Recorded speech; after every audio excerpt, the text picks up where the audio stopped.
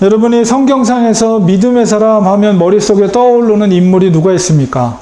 우리가 생각해 보면 노아, 또 믿음의 조상 아브라함, 혹은 요셉, 사자굴 속의 다니엘, 이런 위대한 믿음의 위인들이 우리 머릿속에 떠오릅니다. 그런데 그런 분들을 생각하면 너무나도 믿음이 워낙 수준이 있으셔서 우리가 범접할 수 없는, 그래서 현실적으로 우리랑은 굉장히 거리가 있는 분들로 우리가 이렇게 여겨집니다. 그래서 저는 이렇게 오히려 믿음을 생각할 때 우리들과 조금 더 밀접하고 관계가 있는 사람들을 생각해 보면 예수님 당시에 예수님께서 치유했던 환자들, 그런 분들이 오히려 우리의 모습과 비슷하지 않는가, 이런 느낌이 들어요. 그러니까 오늘 말씀도 귀신을 쫓아내는 사건의 기록입니다. 주님께서 특별히 이제 병을 치유하거나 귀신을 쫓아내거나 이런 기적들을 행하실 때 항상 그 당사자들 향해서 하시는 말씀이 내 믿음이 너를 구원하였느니라, 이런 말씀을 늘 하셨거든요. 그래서 이제 오늘은 믿음에 대한 말씀을 드리려고 합니다. 오늘 본문 속에서도 귀신을 쫓아내는 주님의 이야기입니다. 이 사건 속에서도 주님은 역시 믿음에 대해서 말씀하고 계셔요. 그래서 오늘 말씀을 통해서 과연 믿음이란 무엇인가, 그리고 믿음으로 우리가 살아간다는 것은 어떤 것인가, 그리고 그런 믿음을 우리가 조금 더 증진시키기 위해서 우리가 어떻게 해야 될 것인가, 이런 말씀들을 은혜를 나누려고 합니다. 오늘 본문은 바로 귀신을 쫓아내는 사건인데요. 마가복음 전체의 구조를 이렇게 살펴보면 이 다른 복음서에 비해서 마가복음에는 이 귀신을 쫓아내거나 병을 치유하거나 기적을 행하거나 이런 예수님의 그런 기적 사건들이 다른 복음서에 비해서 많이 기록되어 있어요. 그리고 이제 그 전체적인 마가복음 전체 중에서도 주로 전반부에 그런 기사들이 많이 기록되어 있습니다. 그런데 왜 마가가 전반부에 그런 예수님의 기적 사건들, 병의 치유 사건들을 기록했는가? 의도적으로 그렇게 한 건데요. 그래서 바로 예수님이 누구신가에 대한 어떤 예수님의 신분을 마가는 그 기적 사건을 통해서 이제 독자들로 하여금 깨닫게 하기 위한 그런 목적 때문에 그렇게 한 거죠. 그래서 예수 그리스도야말로 그리스도시다, 예수 그리스도시야말로 하나님의 아들이라는 것을 이제 독자들로 하여금 그 기적 사건을 통해 깨닫게 하기 위해서 의도적으로 전반부에 많은 그런 기적과 치유 사건들을 기록하고 있습니다. 그리고 이제 그 대상자들도 보면 이제 대중들, 많은 군중들을 대상으로 해서 그런 일들을 행하셔요. 근데 오늘 본문의 사건은 9장입니다. 9장은 전반부를 넘어서 후반부에 기록되어 있는 사건이에요. 이 귀신을 쫓아낸 이 사건은 전반부에 예수님의 어떤 신분의 노출과 약간 성격이 다른 성격을 갖고 있는 이적 사건이라고 볼 수가 있습니다. 이거는 제자들을 향한 믿음과 제자도의 포커스를 두고 있어요. 그래서 특별히 이제 마가복음의 후반부에 집중되는 메시지는 뭐냐면 종으로서 오신 예수님, 종의 제자도거든요. 그래서 그리스도이신 예수님께서 왜 이 땅에 오셨는가, 이제 그런 메시지를 마가복음은 이야기하고 있고, 특별히 후반부에 그런 말씀을 하고 있는데, 그런 마가의 제자도의 핵심적인 구절이 이제 마가복음 10장 45절에 기록되어 있습니다. 바로 인자가 온 것은 섬김을 받으려 함이 아니라 도리어 섬기려 하고 자기 목숨을 많은 사람의 대속물로 주려 함이라. 이것이 이제 마가의 제자도, 믿음에 대한 교훈이에요. 오늘 사건도 이 제자도와 믿음에 대한 교훈에 포커스를 두고 있습니다. 오늘 이 사건의 기록의 독특성은 뭐냐면 귀신 들린 소년의 치유를 바로 제자들이 실패했다는 거예요. 마가복음 전반부를 살펴보면 제자들도 분명히 귀신을 쫓아내는 능력을 행하는 것을 볼 수가 있습니다. 그 구절을 보면 마가복음 3장 15절에도 귀신을 내쫓는 권능도 가지게 하려 하심이로라. 바로 제자들에게. 그리고 이제 예수님께서 6장에 보면 이제 둘씩 파송해서 둘씩 이렇게 묶어서 마을로 파송을 해요. 그때에도 둘씩 보내시며 더러운 귀신을 제어하는 권능을 주시고, 그리고 이제 6장 13절은 그 사역들을 감당했던 결과를 보고를 하는 내용 중에 그 제자들이 많은 귀신을 쫓아내며 많은 병자에게 기름을 발라 고치더라. 그래서 제자들이 분명히 귀신을 쫓아내는 능력을 행한 것을 우리가 마가복음의 전반부에서 보게 됩니다. 그런데 오늘 본문 속에서는 제자들이 실패를 하게 되죠. 오늘 읽었던 본문에 보면 그 앞서서 두 구절에 보면 무리 중에 하나가 대답하되 선생님, 말 못하게 귀신 들린 내 아들을, 그러니까 아버지가 아들을 데려온 거예요. 선생님께 데려왔나이다. 왜 데려왔냐? 귀신이 어디서든지 그를 잡으면 거꾸러져 거품을 흘리며 이를 갈며 그리고 파리해지는지라. 내가 선생님의 제자들에게 내쫓아 달라 하였으나 그들이 능히 하지 못하더이다.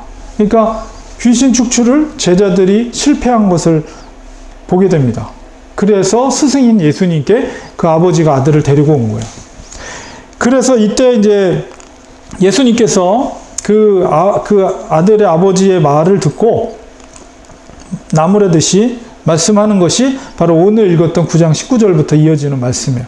그래서 9장 19절에 대답하여 이르시되, 아버지의 말을 듣고 대답하여 예수님께서 말씀하시기를 믿음이 없는 세대여, 내가 얼마나 너희와 함께 있으며 얼마나 너희에게 참으리요, 그를 내게로 데려오라. 예수님께서 이런 말씀을 하시죠.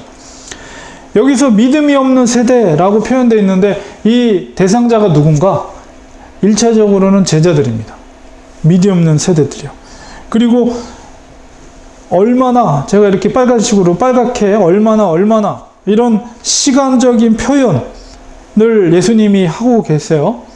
근데 이 사건이 어떤 사건 사이에 들어간 거냐면 예수님께서 마가복음에 순환 예고를 3번 하세요. 예수님께서 잡혀서 고난받고 죽으심에 대한 예고를 3번 하시거든요. 근데 그 3번 중에서 이 사건이 삽입된 위치상으로 2번째와 3번째 순환 예고 사이에 들어간 사건이에요.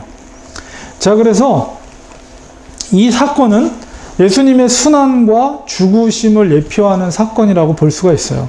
그리고 이 얼마나라는 시간적인 표현은 이제 곧 내가 잡혀서 죽게 될 것이고 너희들과 오랫동안 할 수 있는 시간이, 같이 할 수 있는 시간이 얼마 남지 않았다라는 의미를 담고 있는 것입니다. 얼마나라는 표현은.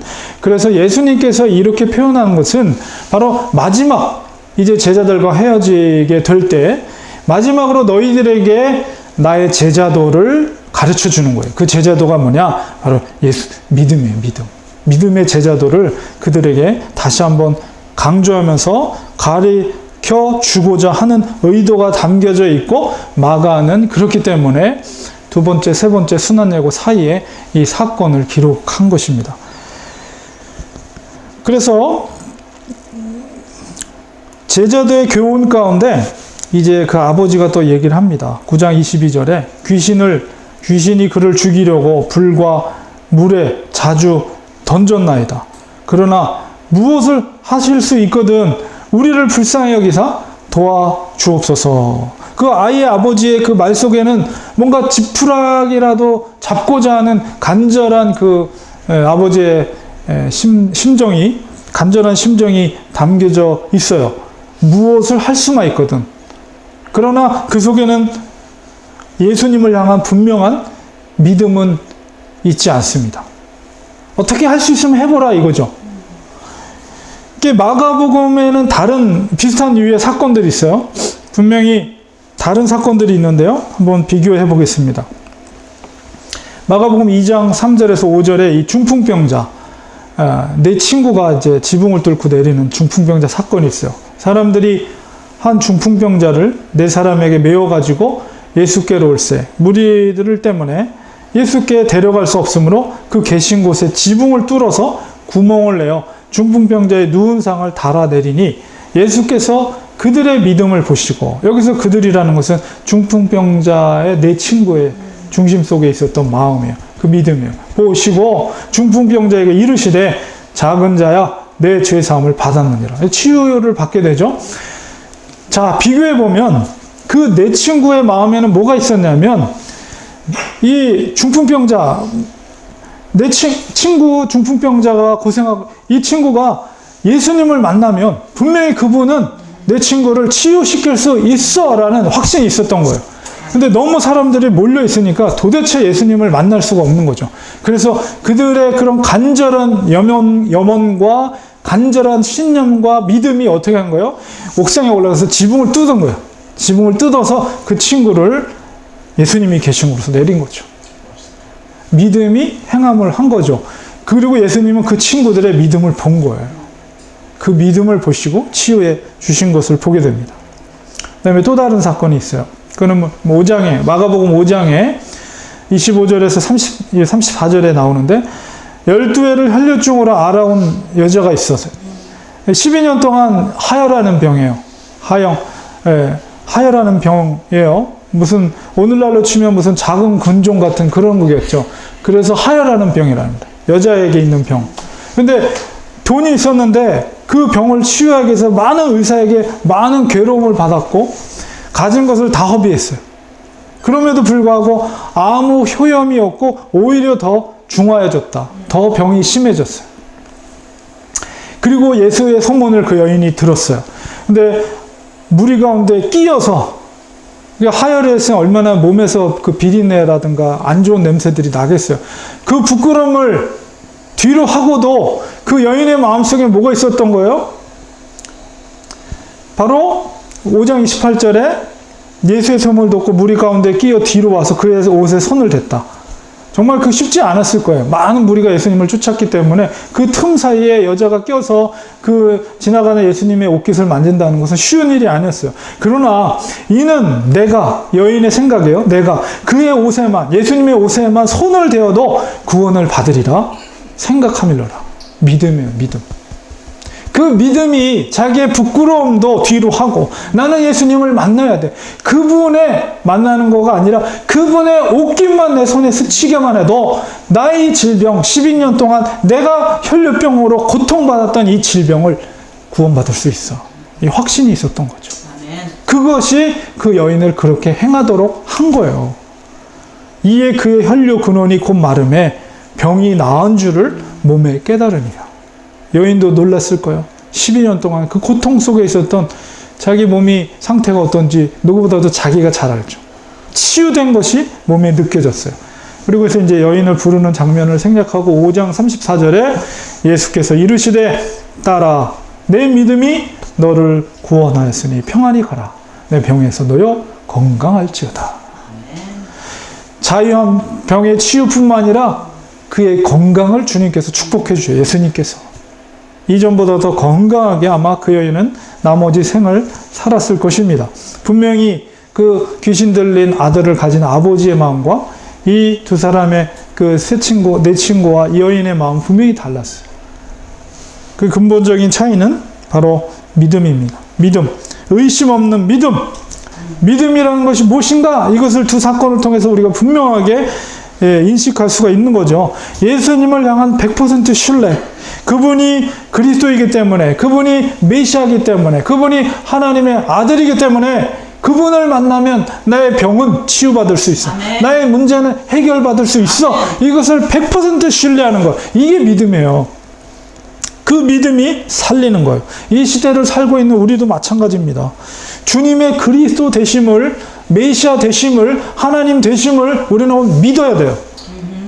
그게 능력인 거예요. 아멘. 그러므로 그분께서 말씀하신 것, 약속하신 것에 대해서 우리는 조금 더 의심 없이 신뢰하고 받아들이는 거예요. 주님은 우리와 항상 함께 하시겠다고 분명히 약속해 주셨어요. 그럼 믿는 거예요.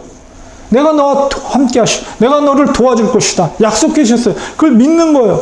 주님은 또한 성령을 부어주신다고 약속해 주셨어요. 그걸 믿는 거예요.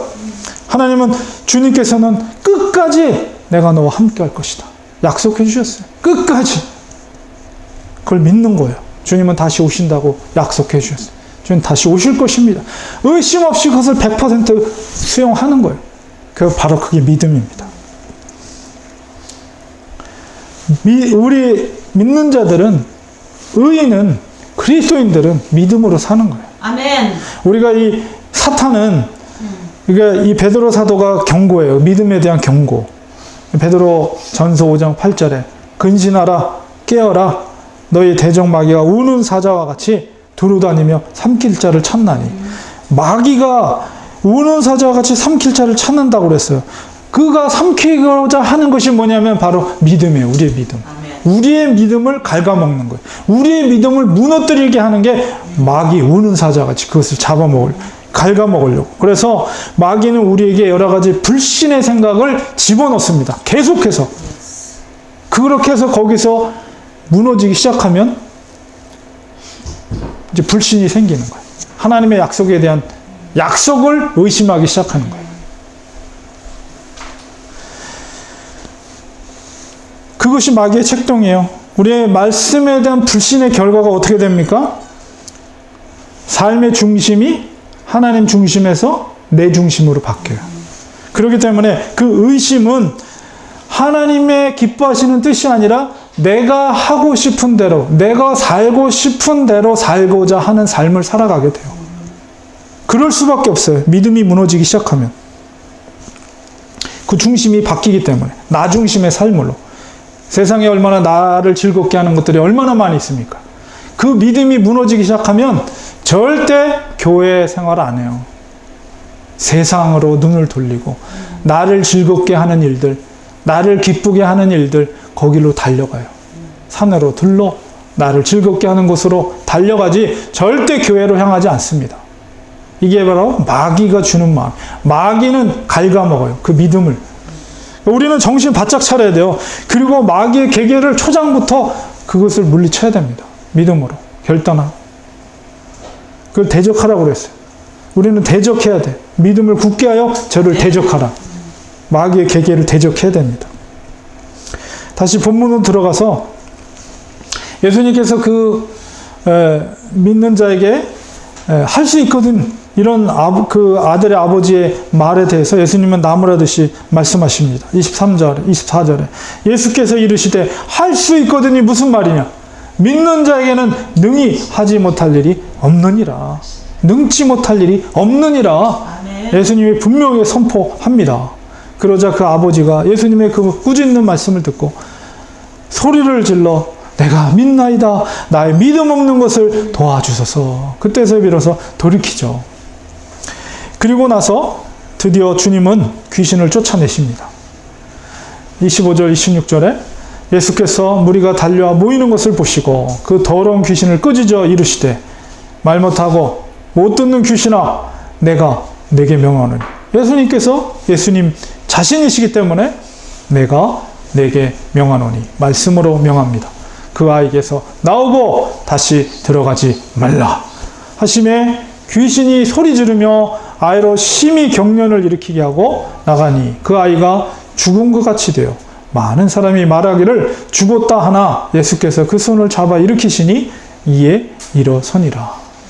놀라운 기적의 현장을 많은 사람들이 보게 됩니다. 특별히 마가가 이 사건을 예수님의 순환예고 두 번째 다음에 이것을 집어넣은 것은 이 아이가 다시 살아난 사건이 바로 예수님의 부활을 예표하는 사건이기 때문에 그렇습니다. 바로 아이가 죽었다. 사람들이 아이 죽었어. 귀신이 나가면서 경련을 일으키면서 아마 더 푹 쓰러졌겠죠. 아마 죽은 것처럼 잠잠히 있는 것을 보고 사람들이 죽었다 하자 예수님이 그 아이의 손을 잡고 일으키니까 그가 일어선 걸 봅니다. 죽었다. 그러나 일어서리라. 이게 바로 예수님의 죽으심과 다시 부활하심을 예표하는 사건인 거예요.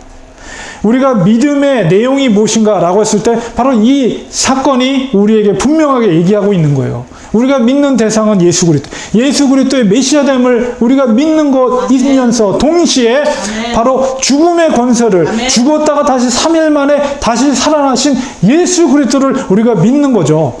그분의 그 부활하심을 통해서 우리가 죄를 대속할 뿐만 아니라 우리도 최종적으로 예수님처럼 다시 살아나고 부활할 것을 믿는 거예요. 아멘. 그게 믿음의 내용이에요. 바로 그 사건을 마가가 이곳에 이야기하고 있고 기록하고 있는 거예요. 바로 제자들 향한 제자도가 무엇인가를 믿음의 제자도를 분명하게 이 사건을 통해서 예수님이 교훈을 하고 계시는 것입니다. 믿음의 내용, 그것은 바로 예수님의 메시아 되심과 예수님의 죽음의 권세까지도 갖고 계신 분이 하나님 아버지가 되시며 부활하신 분이 예수님 되심을 나타내는 것. 그것이 바로 우리 믿음의 본질적인 거예요.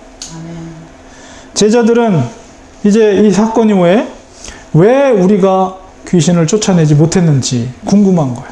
그래서 마지막 우리가 28절, 29절에 보면 집에 들어가시며 제자들이 조용히 예수님께 묻자오되 우리는 어째서 능히 그 귀신을 쫓아내지 못하였나이까. 스승님께 여쭤보니까 예수님께서 말씀하시기를 기도 외에 다른 것으로는 이런 종류가 나갈 수 없느니라. 예수님께서 이런 말씀을 하세요. 결국 기도의 부재. 그들이 귀신을 쫓아내는 경험이 생겼어요. 과거의 경험을 통해서 아마도 경험에 의지해서 귀신을 쫓아내려고 했을 거예요. 기도하지 않고. 그렇기 때문에 실패한 거예요. 예수님은 그걸 아시고 다시 한번 믿음의 제자들을 얘기하는 거예요. 바로 기도라는 것은 뭡니까? 전적으로 하나님을 신뢰하는 거예요. 내가 아닙니다. 하나님이 하시는 것입니다. 내가 내 능력으로 하는 게 아닙니다.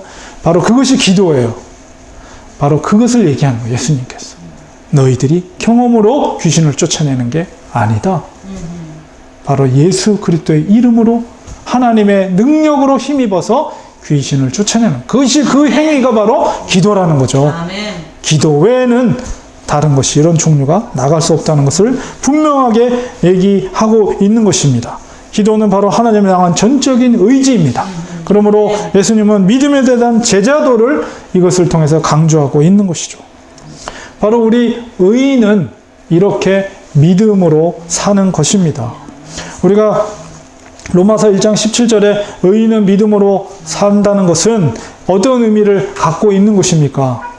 내가 갈라디아서 2장 20절에 사도 바울이 분명하게 얘기합니다. 내가 그리스도와 함께 십자가에 못 박혔나니 그런즉 이제는 내가 사는 것이 아니요 오직 내 안에 그리스도께서 사시는 것이라.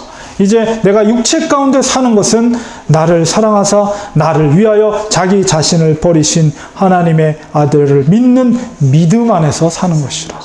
우리가 의인이 믿음으로 산다는 것은 바로 이 믿음으로 산다는 거예요. 아멘. 내가 죽어지고 내 속에 그리스도께서 나는 죽고 십자가에 죽고 내 속에 그리스도께서 산다는 그 하나님 아들의 믿는 믿음으로 산다는 것. 바로 그것이 의인은 믿음으로 말미암아 산다는 의미예요. 그러니까 반드시 뭐가 있어야 돼요? 내가 죽어져야 돼, 십자가에서. 아멘. 그것이 바로 믿음으로 산다는 거예요. 마가의 제자도의 핵심적인 것이 바로 8장 34절에 있습니다. 동일한 맥락 속에서 무리와 제자들을 불러 이르시되 누구든지 나를 따라오려거든. 제자도죠. 따라온다는 건 제자도예요. 어떻게 하라고요? 자기를 부인하고 자기 십자가를 지고 나를 따를 것이니라. 아멘. 주님이 가신 길이 어디예요? 골고다 길이에요. 그 길을 가기 위해서는 나를 부인해야 돼요. 나를 십자가에 죽어줘야 돼요. 그리고 내 십자가를 지고 예수님이 걸어가신 그 골고다를 따라가는 것. 이게 마가가 말하는 제자도를 이야기하는 거예요. 그것이 바로 의인이 믿음으로 산다는 말씀입니다. 그리고 히브리서에도 분명히 말합니다. 그 믿음이 있을 때 믿음이 없이는 하나님을 기쁘시게 하지 못하나니 그 믿음의 의미도 동일한 거예요. 나 자신을 부인하고 예수 그리스도를 믿는 믿음, 그것이 있어야만이 하나님을 기쁘시게 할 수 있다는 거예요. 하나님은 그 믿음을 보신다는 거예요. 내가 철저히 죽어져야 돼요. 내 자아를 부인하고 오직 내 인생의 주인이 여호와 하나님 되심을 인정하고 예수 그리스도 되심을 인정할 때 아멘. 하나님은 그 믿음을 보시고 기뻐하시는 거예요. 인생을 지으신 것을 기뻐하시는 거예요. 하나님께 나아가는 자는 반드시 그가 계신 것과 또한 그가 자기를 찾는 자들에게, 자기를 찾는다는 건 뭐예요? 나를 부인하고 예수 그리스도의 주인 되심을 인정하는 자, 그 자들에게 상 주시는 이심을 믿어야 할지니라. 이게 바로 의인이 믿음으로 산다는 말씀의 의미입니다. 바로 우리는 날마다 하나님의 그런 은혜가 필요하고 믿음의 은혜가 필요합니다. 마지막으로 우리가 그러면 그 믿음을 키울 수 있는 방법이 무엇인가? 바로 그것은 로마서 10장 17절에 있는 것처럼 믿음은 들음에서 나며 들음은 그리스도의 말씀으로 말미암느니라. 이게 하나님의 말씀이 우리에게 가르치는 교훈이에요. 우리는 믿음이 필요한 거예요. 믿음만이 하나님을 영화롭게 할 수가 있고 기쁘게 드릴 수가 있고, 우리 그리스도인은 믿음으로 사는 거예요. 근데 그 믿음을 든든히 세워나갈 수 있는 방법은 오직 바로 말씀을 읽고 들을 때 강력해진다는 거예요. 아멘. 이게 성경의 가르침이에요. 믿음으로 사는 자는 하나님의 말씀을 늘 가까이 해야 됩니다. 매일 말씀을 우리가 가까이 하고 읽고 묵상하고 그 말씀을 마음판에 새겨야 될 이유가 바로 여기에 있는 거예요. 그것을 그렇게 하면 할수록 우리의 믿음은 더욱더 강력해지고 다져지는 거예요. 그래서 어떤 풍파가 몰려와도 우리는 감당할 수 있는 능력이 그 믿음으로 생겨지는 거예요. 그러므로 우리는 말씀을 뗄래야 뗄 수 없어요. 그리스도는 다른 방법이 없어요. 우리가 그래서 항상 말씀을 가까이 해야 합니다. 말씀을 가까이 하면 할수록 하나님은 기뻐하세요. 왜냐하면 우리의 믿음이 든든해지기 때문에. 믿음만이 하나님을 기쁘게 드릴 수 있기 때문에 우리 날마다 하나님을 말씀을 가까이 해야 됩니다. 날마다 말씀을 통해서 하나님의 은혜를 공급받아야 돼요. 하나님의 은혜가 아니면 아까도 말씀드린 것처럼 마귀는 은사자와 같이 공중에서 공격하기 위해서 그 믿음을 갉아먹고 무너뜨리기 위해서 언제든지 호시탐탐 노리고 있어요. 우리는 영적으로 무장해야 돼요. 말씀으로. 이것만이 은혜입니다. 이것만이 우리가 믿음을 키울 수 있는 유일한 방법이에요. 하나님의 말씀을 가까이 해야 합니다. 제가 아는 선배 목사님이 글을 쓰셨는데요.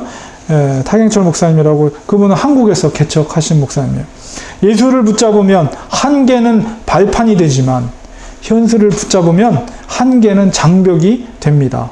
믿음은 현실을 놓고 예수를 붙잡는 것입니다. 이런 말씀 하셨어요. 우리가 믿음으로 산다는 것은 현실을 바라보는 게 아니라 그 너머에 계신 예수 그리스도를 바라보고 그분을 붙잡고 가는 거예요. 이게 믿음이고 그리스도인이라는 것입니다. 결론을 맺겠습니다.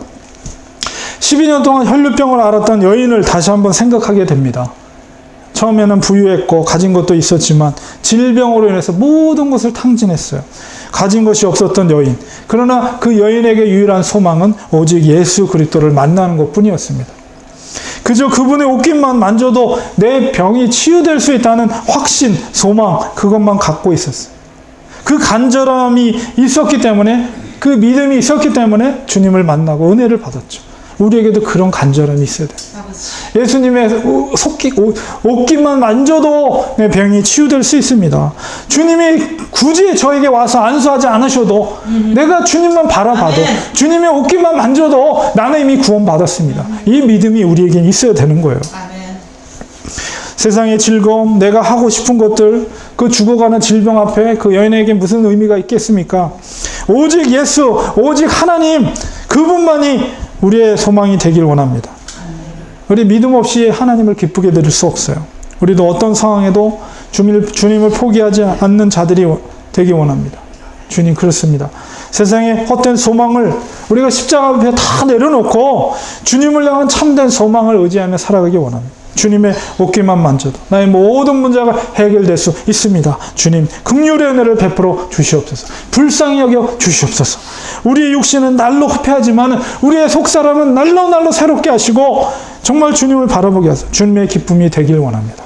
하나님 십자가의 믿음 주셔서 내 속에 우리 주 예수 그리스도께서 정말 살아서 꿈틀거리고 내 인생 가운데 내 속에서 예수님께서 마음껏 일하시는 그런 인생이 되길 원합니다. 내 자아를 죽이고 내 자아를 죽이고 오직 내 속에 예수 그리스도가 사시는 그런 인생, 그런 하나님의 사람, 우리 그리스도인들은 그 믿음에서 사는 것입니다. 그 믿음만이 하나님을 기쁘게 드릴 수 있습니다. 우리 다시 한번 우리가 기도할 때 그렇습니다. 주님 우리에게 이런 믿음 주소서. 그 12년 동안 혈루병에 앓았던 그 여인의 주님을 만나고자 하는 간절한 그 마음이 우리에게도 있게 하시고, 또한 옷깃만 만져도 내가 회복될 수 있다는 확신과 믿음을 나에게도 주셔서 내가 구원받게 하시고 내 이 질병으로부터 치유되게 하시고 정말 그 여인이 향해서 주님이 병을 취했을 뿐만 아니라 건강하게 살 수 있도록 은혜를 부어주셨듯이 우리에게도 그런 은혜를 부어주시옵소서. 우리 다 같이 한번 통성으로 2, 3분 동안 같이 기도하겠습니다. 기도합니다. 하나님 아버지여, 주님 오늘 말씀 속에서 제자들 향해서 할 수 있거든요. 무슨 말이냐? 믿는 자에게는 능치 못함이 없느니라 주님이 말씀하시며 귀신을 쫓아내셨습니다. 하나님, 그렇습니다. 믿는 자들에게는 작은 겨자씨와 같은 믿음이 있어도 산을 옮길 수 있는 믿음이라고 하셨습니다. 하나님, 우리에게도 그런 믿음을 주시옵소서. 100% 주님을 신뢰할 수 있는 믿음을 허락해 주시옵소서. 예수 그리스도가 우리의 구주가 되심을 믿는 믿음을 주시옵소서. 예수님께서 우리에게 약속해 주시는 내가 너희와 함께 할 것이다. 내가 언제까지 영원토록 너와 함께 하시며 너를 도와줄 것이다. 성령으로 너를 기름 부어줄 것이다. 내가 다시 오실 거다. 약속해 주신 그 말씀에 대해서 100% 신뢰하는 우리가 되게 하여 주시옵시고, 주님이 우리의 참 구주가 되심을 믿는 신실한 믿음을 허락해 주시옵소서. 예수님의 옷깃을 만지면 해도 구원받을 수 있다는 확신을 가졌던 12년 동안 혈류병 맞았던 그 여인의 마음을 우리에게도 주시어서 아버지와 주님을 믿고 주님을 의지하고 주님을 신뢰하는 확신을 가지고 아버지, 우리의 모든 몸속에 있는 질병의 문제가 회복되게 하시고 해결되게 하시고 우리의 질병뿐만 아니라 우리의 영적인 회복도 일어나는 놀라운 역사들이 일어날 수 있도록 하나님 도와주었기만을 간절히 바라고 합니다. 오직 믿음만이 하나님을 기쁘게 해드릴 수 있다고 하였습니다. 아버지와 주님을 기쁘게 드리는 인생이 되기 원합니다. 우리 속에 담대한 믿음을 허락해 주시옵소서. 매일매일 말씀을 가까이 하고 말씀을 묵상하고 말씀 속에서 우리에게 부어주신 은혜 가운데 우리의 믿음이 담대해지고 더욱더 반석 같은 믿음으로 어떤 어려운 풍파와 환경 속에서도 어떤 아버지와 정말로 우리의 외부적인 영향 속에서도 전혀 흔들림 없이 주님 그 너머에 계신 예수 그리스도를 바라볼 예수 그리스도를 붙들 수 있는 우리들이 되게 하여 주셔서 그 믿음으로 우리가 하나님 앞에 기쁨이 되는 인생이 될 수 있도록 하나님 우리를 붙잡아 주시옵소서. 우리를 사용하여 주옵소서. 우리를 아버지 정말 통해서 하나님의 영광이 나타나게 하시고 아버지 하나님의 나라가 확장되게 하시고 아버지 하나님의 영광이 드러나는 우리의 인생이 될 수 있도록 하나님 도와주옵기만을 간절히 바라고 원하옵나이다. 하나님 아버지 주님 붙들어 주시옵소서. 주님이 우리를 향해서 너 속에 있는 너의 믿음이 너를 구원하였다 선포되는 그런 은혜를 우리 속에 이루어질 수 있도록 주님 도와주시옵소서. 하나님 아버지여, 주님 감사합니다. 말씀 속에서 아버지여, 제자들 향해 마지막 주님이 고난을 받기 전에 제자들 향해 아버지 당부하는 믿음의 제자들을 말씀해 주셨습니다.